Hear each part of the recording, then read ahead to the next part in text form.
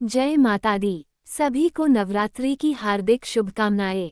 माँ दुर्गा की छठवीं शक्ति कात्यायनी की उपासना करने से परम पद की प्राप्ति होती है। चंद्रहासोज्ज्वल करा शार्दूल वरवाहना कात्यायनी शुभ दद्यात् देवी दानवघातिनी। नवरात्रि में छठे दिन माँ कात्यायनी की पूजा की जाती है।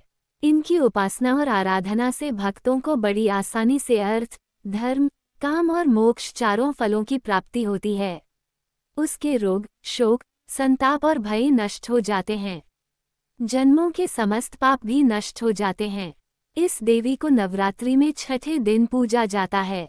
कात्या गोत्र में विश्व प्रसिद्ध महर्षि कात्यायन ने भगवती पराम्बा की उपासना की, कठिन तपस्या की। उनकी इच्छा थी कि उन्हें पुत्री प्राप्त हो।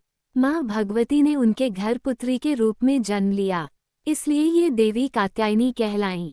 इनका गुण शोधकार्य है, इसलिए इस वैज्ञानिक युग में कात्यायनी का महत्व सर्वाधिक हो जाता है।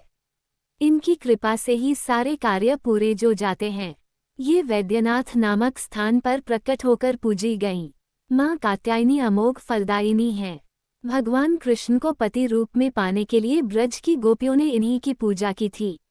ये पूजा कालिंदी यमुना के तट पर की गई थी, इसलिए ये ब्रजमंडल की अधिष्ठात्री देवी के रूप में प्रतिष्ठित हैं।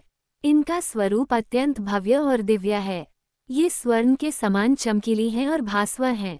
इनकी 4 भुजाएं हैं। दाईं तरफ का ऊपर वाला हाथ अभयमुद्रा में है तथा नीचे वाला हाथ वर मुद्रा में।